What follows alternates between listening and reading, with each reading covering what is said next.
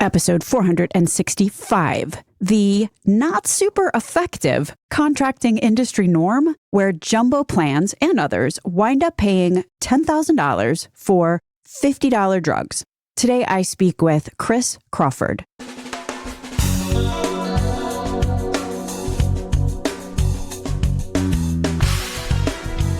American healthcare entrepreneurs and executives you want to know. Talking. Relentlessly seeking value. First of all, everybody listening here has probably heard of the lawsuit in which J&J, and talking about J&J as a large employer here now, not as a drug company, but J&J is, or maybe was, there's action afoot, being sued by a plan member because, here's the short version, allegedly, the J&J pharmacy benefits plan through their large PBM was paying over $10,000 a month for a drug that can be purchased for something like $50 on Mark Cuban and other pay cash, get the drug types of places, right?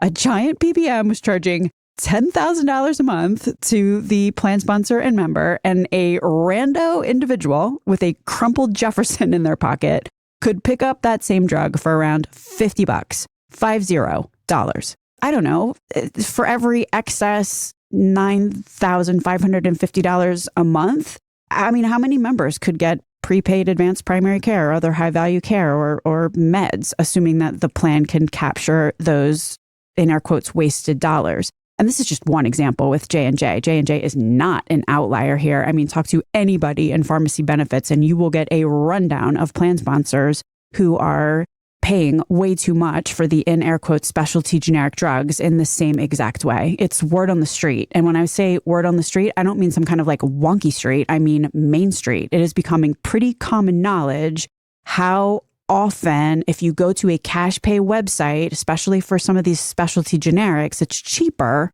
than if you go through your insurance.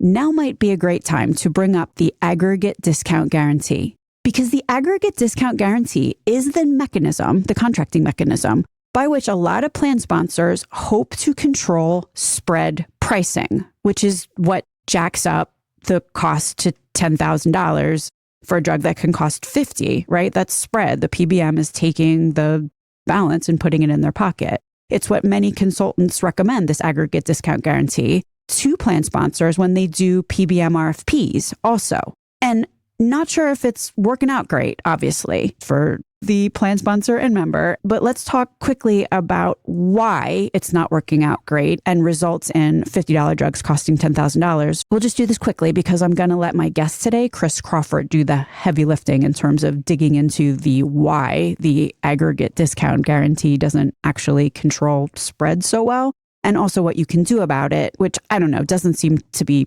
all that terribly hard. And might be what employees are doing anyway, all by themselves. So here's my dramatic reinterpretation of what Chris Crawford says during the interview about the aggregate discount guarantees. Who remembers that kid's book, Briar Rabbit? Briar Rabbit, a rabbit, ate a carrot, I think, out of a field and got caught by the farmer. The farmer wanted to punish Briar Rabbit and was sitting there contemplating the best way to do that when Briar Rabbit started wailing. "Whatever you do, farmer, don't throw me in that briar patch." The farmer is obviously not connecting the dots between Briar Rabbit and Briar Patch. So yeah, he believed the tricky rabbit. And the farmer throws Briar Rabbit into the briar patch as the punishment. And yeah, happy scampering ensues. So here's my reinterpretation of any PBM either suggesting or getting confronted with an aggregate discount guarantee by a plan sponsor looking to control spread pricing on generic meds. Oh no, whatever you do, don't throw me in that aggregate discount guarantee briar patch. And in the PBMs, I don't know, maybe defense, if plan sponsors or their consultants insist on including aggregate discount guarantees in their RFPs and will select PBMs on their ability to haul in the biggest discount, yeah, it's just like the selecting PBMs based on rebate yields for branded drugs. Both are great examples of how something that might seem intuitive actually is a perverse incentive. Chris Crawford, my guest today and CEO over at RxSaveCard, who is also our sponsor of the show today. Thank you very much to RxSaveCard.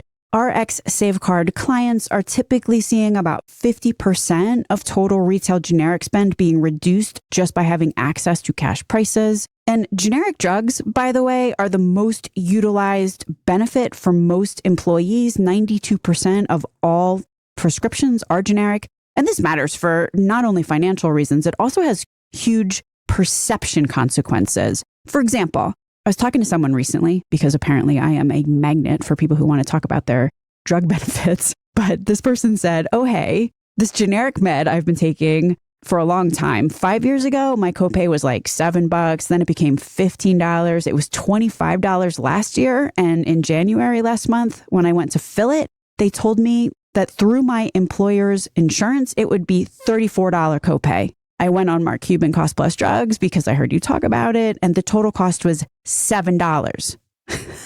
And then this person said, I feel like an idiot, having paid more than $7 for more than 5 years.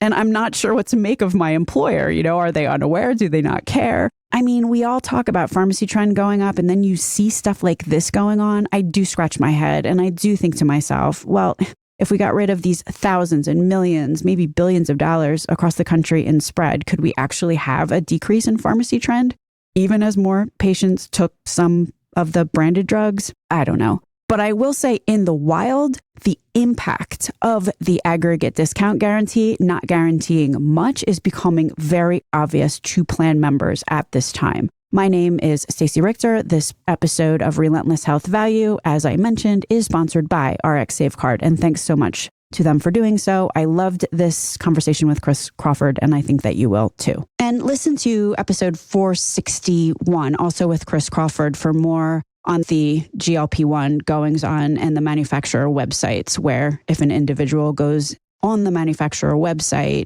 they can access a list price that is less than the price an employer with a big PBM contract will pay.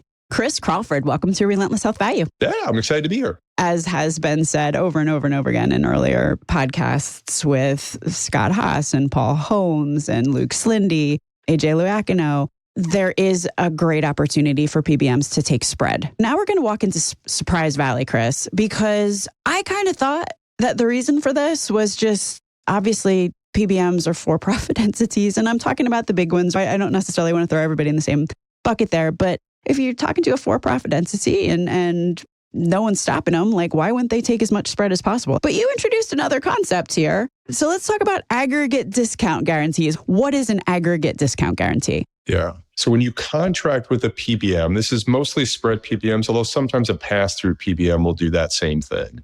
And so with an aggregate discount guarantee, and generally it's around all generic drugs. So it says if we purchase as a plan sponsor 100,000 drugs, when you throw all those drugs into a bucket at the end of the year, we guarantee, we the PBM, an aggregate discount of some percentage off of average wholesale price. And so that is sold as a form of protection to the plan sponsor. Okay, I know I'm going to get at least this discount. The challenge comes in where you aren't getting that discount on every single drug. There's some drugs where you might get a greater discount than that, and some drugs where you might get a lower discount than that. And so the lower discount ones are also the ones that end up costing more to the plan sponsor and to the employee. And so when we look at the numbers, essentially it's pretty consistent. 30 to 40% of the scripts that are running through are cheaper if you just don't use insurance and pay cash. Use a discount card or get through cost plus drugs. So that is the real issue. That's kind of one of the things I'm not sure if everybody appreciated about the lawsuits. You could audit them and go through it. They met their contract guarantee, I'm guessing. This wasn't a missing guarantee. There's a big bottom tier of drugs that lots of patients take. So there's a big aggregate discount there at the bottom. This then enables the top of the stack, the more expensive specialty generics, say, to have far less discount, right? The bottom half pulls the average down. So this was, the keys are given to the PBM to say, I'm going to meet this guarantee. And that's where you have these issues coming up of just the overcharging and the extra spread on someone. Because at the end, when we throw them all in the bucket, we're going to meet that guarantee. And then it gets even better, because how it gets better is that discount is based on something called average wholesale price. So let me just interject it before we go to the next level here. Plan sponsors may feel confident.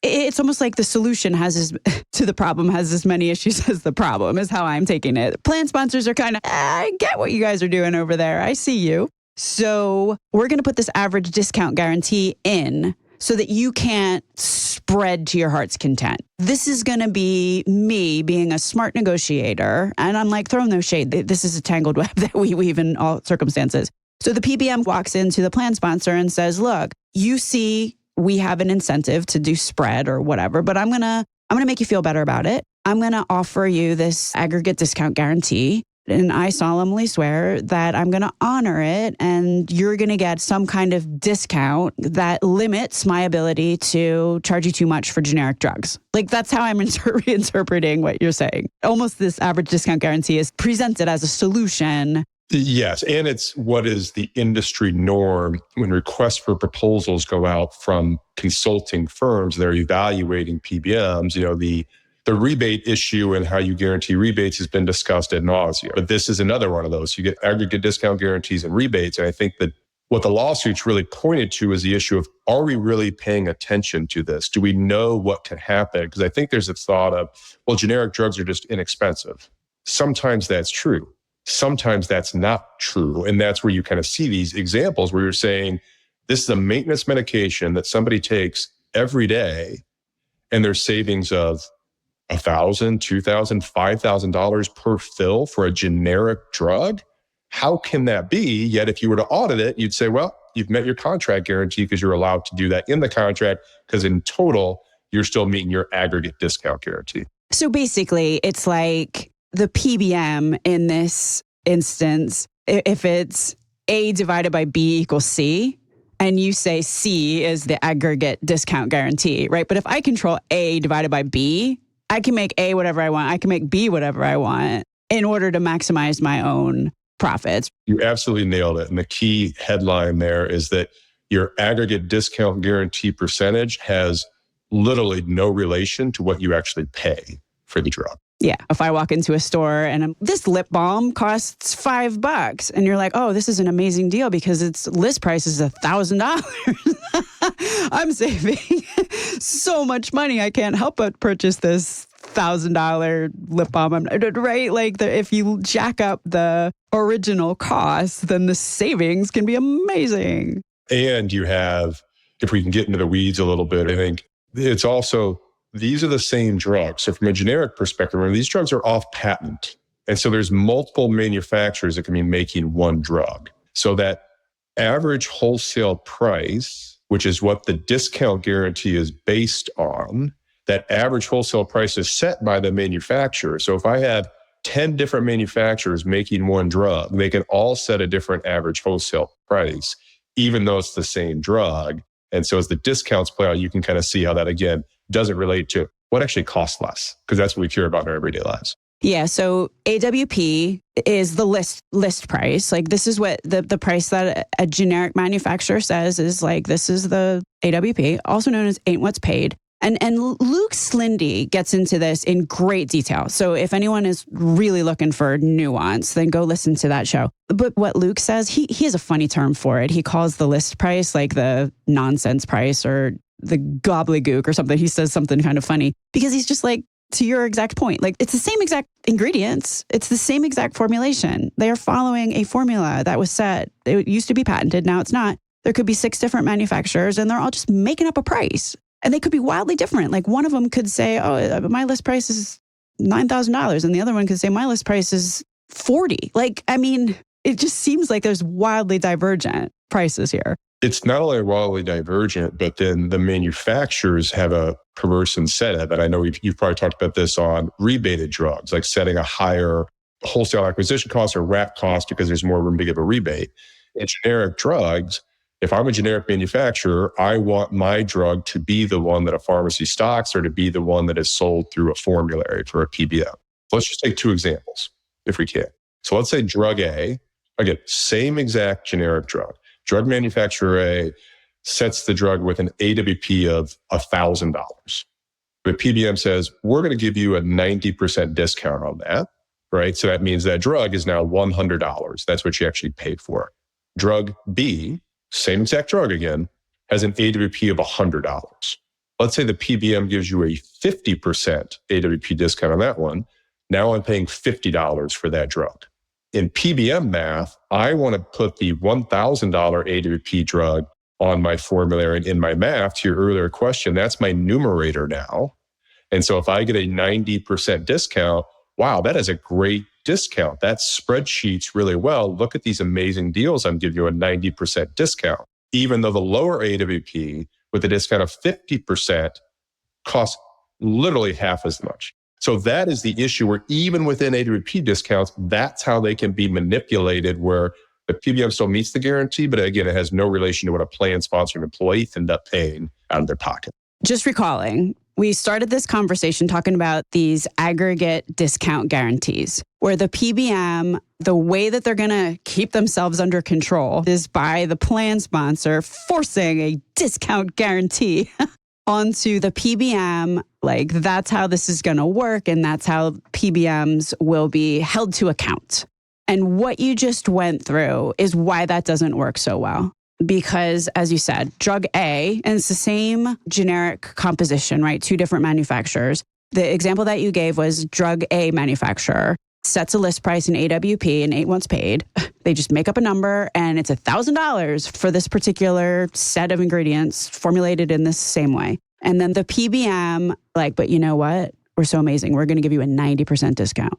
So if you do the math, now the plan sponsor is paying $100 for this particular generic. Whereas you could have manufacturer B who's like, it's $100.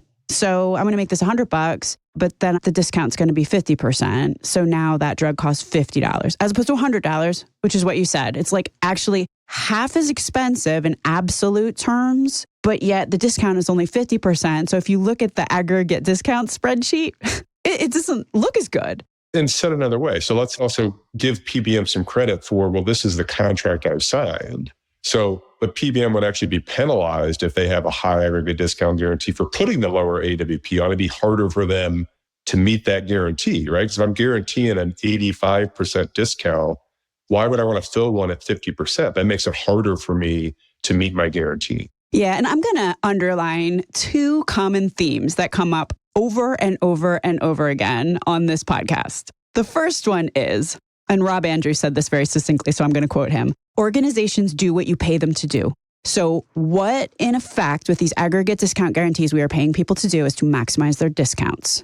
And which brings up the second thing you hear over and over and over again on this podcast, which is, what's the absolute price? What we should be looking at is what is the absolute unit price, not what are these savings. When you have someone who can set a list price, like they can make the savings whatever they want to suit the people do what you pay them to do. So we get ourselves in a very downward doom loop when both those things are true and we set contract guarantees that are based on savings or discounts. And that is really what cost plus drugs, and certainly others have done, but cost plus drugs really is looked at now as a benchmark for the cash price, where before these things are buried in a employer's claim file. What did the employee pay? What was billed back to the employer? It changes. You don't know if you're getting a good deal or not if you're an employer. Now, as fiduciary law officer really pointed out, is you now have a reference. Anybody can check that price. Anybody can look at it. And I think that's the thing that I've always told employers is, hey, just look at your claim file, select generics only, and do descending order, highest cost to lowest cost in ingredient costs. And then take those drugs and compare it to cost plus, just as an example. And every employer is going to find examples in there, frankly, that are going to make them a little nauseous. So yes, it matters to the plan sponsor, absolutely. But one of the things you said earlier, where it really matters is to the employee when they're in their deductible phase. I mean, so we're just taking over a new client for January 1st with a PBM, and we were just going through and looking at some of these employees, and the benefits leader is like, I want to see who we're going to help in this. So yes, we're going to save money. Let's talk about the employees. And so we looked at somebody on a cancer med for breast cancer. This is a chronic med that she's taken to battle breast cancer. The PBM charging $1,200 for that drug. She was in her deductible phase, paying $360 out of her pocket. Okay. These the plan to pay over $800. That drug through Cost Plus Drugs costs $43.70. So the PBM, so this is a perfect example of what we're talking about here, or another example, I guess is probably a better way to frame it, that, PBM looking to maximize aggregate discount guarantees does the thing where they pick the manufacturer. Oh, we're going to give you this big discount. So patient in deductible phase winds up paying $360. Like that's a lot of money.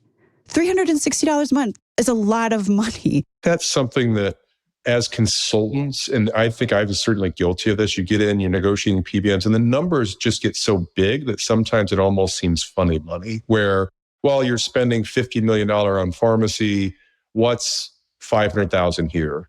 Or what's $1 million here in kind of the grand scheme of things? But at the individual level, exactly what you said, these numbers are meaningful. And you're already battling cancer, you're already going through something. Now you got to spend $360 out of your paycheck. In this example, the employer's like, we're just going to pay 100% of it because we win. Because the employer now saves over $800. The employee gets a drug for free, gets the medication they need. Because the other piece of that too, where you really see this play out, we're talking about aggregate discount guarantees. Another way aggregate discount guarantees can be manipulated is if you're with a PBM that owns their own pharmacy, so their mail pharmacy and their specialty pharmacy, essentially anytime something's sent to your home, with the largest PBMs in this country, it's coming through a pharmacy they also own. So you have no ability to shop. That's why Cost Plus Drugs is really locked out of the traditional market, because filling that drug for $43 through Cost Plus Drugs penalizes the PBM. They lose the discount guarantee, they lose the margin as a PBM, and they lose the revenue of shipping that drug through their own pharmacy. And we have no idea what they actually bought the drugs for from the manufacturer or wholesaler at the start of this whole thing. So I just want to interject 2 points here that go together. And then I want to really understand how RxSaveCard fits in this mix. So the first thing is, what is happening right now is that there is some transparency, which is entering the building. And that transparency has come from entities such as Cost Plus Drugs. There's others, Amazon, right? There's a bunch of different players right now in the pharmacy space in particular, where somebody who is health literate at not even the highest level can go and figure out how much the cash price of a drug is or how much that drug costs. You actually can go on Google and you can do a search for what's the cash price for this drug. So it's not like you have to have arcane spreadsheets and proprietary information. It's easy enough to figure this out if you can use the Google. And because of that transparency, a couple of things are happening. Number one, lawsuits. Because what is the role of a fiduciary? One of the criteria here is prices paid must be reasonable. Because we have a fiduciary responsibility to spend plan assets wisely on reasonable costs. Yep. And costs have to be reasonable based on information that is available. Okay, well, information is available that you can get a drug for $53 and the plan is paying thousands for it with internal plan dollars and then forcing members who choose to use that plan to spend not reasonable. It's not prudent. So lawsuits are happening. That's kind of thing one as a basis of this transparency. Here's just another point to ponder. There was a big conference recently where the head of one of these, literally the CEO of one of these big consolidated entities stood up on stage and said, and this is almost a direct quote, well, everybody knows transparency doesn't lower prices. So you also have comments like that, which are clearly, on the pharmacy side at least, incorrect? What drives costs lower is competition and the ability to see prices. And so I think that is what has really changed everything with it. So Cost Plus Drugs is a great example. Again, there's prices out there. Now you can compare and say, how good is my price? And we'd love to see other pharmacies doing that as well. I think the other thing that you mentioned is there's more, you can go on Google, but discount cards and how GoodRx created a category of people to be able to go to their pharmacy, check prices, and potentially pay less than their insurance without having insurance, without paying a subscription fee, by just seeing it. And so when you have competition, that is where you actually go, okay, and I can do unit cost to unit cost, and I know what this is. Why should I overpay? And that is really the key point we saw that RxSaveCards, we saw this environment where I'm locked into only paying my prices that my PBM tells me I'm going to pay. I got to go to the pharmacies they tell me I can go to. And here are the prices I pay. And if I want it to be, I'm air quoting, covered, right, by my insurance, these are the rules I have to play by. So how does RxSaveCard fit into this? Yeah. So how RxSaveCard is, we're outside of that system. There is an emerging ecosystem of cash pay prices, right? So cost plus drugs is a great example. Discount cards, when I go into my pharmacy and I use a discount card and I don't need insurance to do that, that is an example. We're seeing Eli Lilly going direct and offering cash prices to people without insurance for Zepbound, their GLP-1, at a cost that's 70% less than what you pay through the PBM.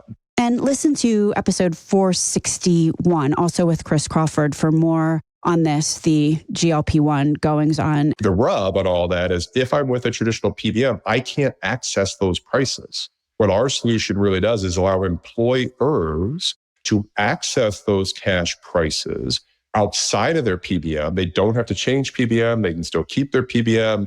If they want the rebates, if they want coverage for other things, you stay with your PBM, but you're not locked into only paying those rates. And so that's really what we've done. So if employers want to have access to cost plus drugs, their PBM won't allow it, we can do that.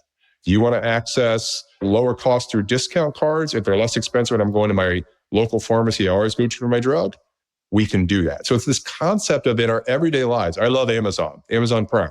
I don't buy everything in my life from Amazon Prime when it's shipped here. If something's less expensive from Target or Walmart, I'm going to go buy it. Yet in our world, we've said, no, everything has to be purchased through this one entity. And that just, the fiduciary lawsuits are saying, that's a problem.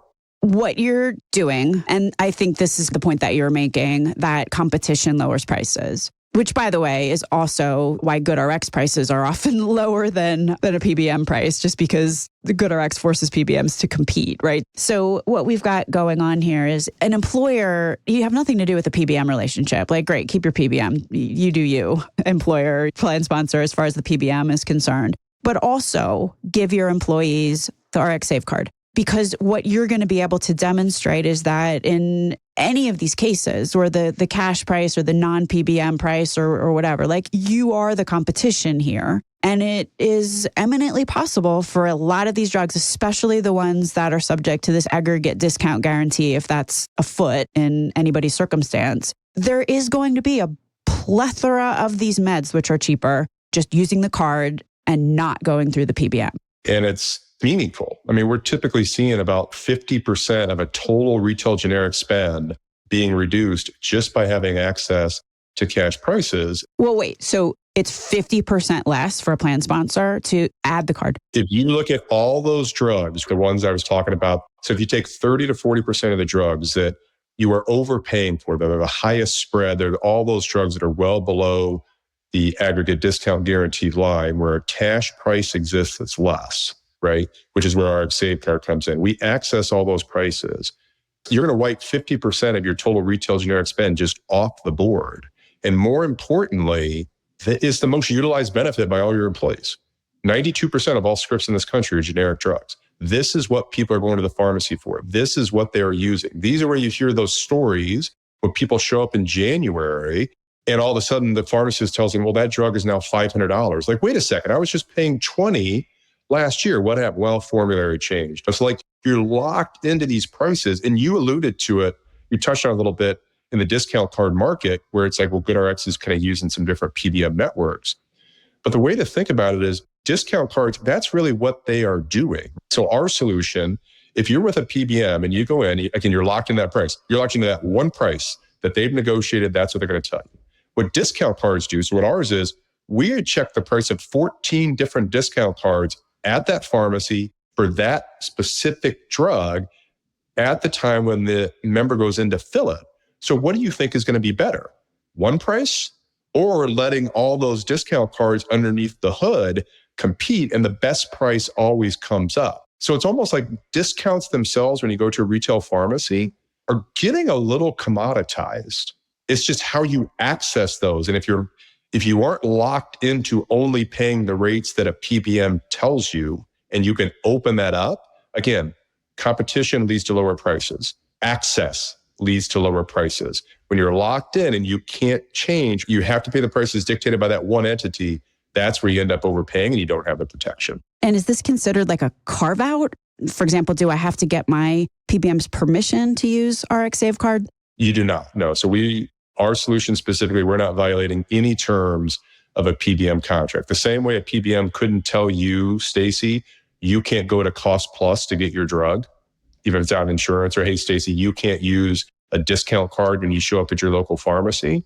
Same thing here. We are just accessing cash prices where they exist for employers and for their employees. So yeah, we're sitting outside of that PBM relationship. And how this would look would be, I would just send all of my employees this card. I mean, and I don't want to minimize what I'm sure is a ton of education and stuff that goes on, but at the end of the day, it kind of looks like all the employees get this card. They can walk into a pharmacy. It's not like this is alien to most people at this time to like pull out a discount card and see if it's cheaper. Like people are doing that now as kind of the course of how they operate, a lot of people. So you're basically saying just send everybody this card, and when they go into the pharmacy, they can price check. And that is what makes us feel so great about it too, is we aren't denying anybody's drug. We're not telling you have to switch a drug.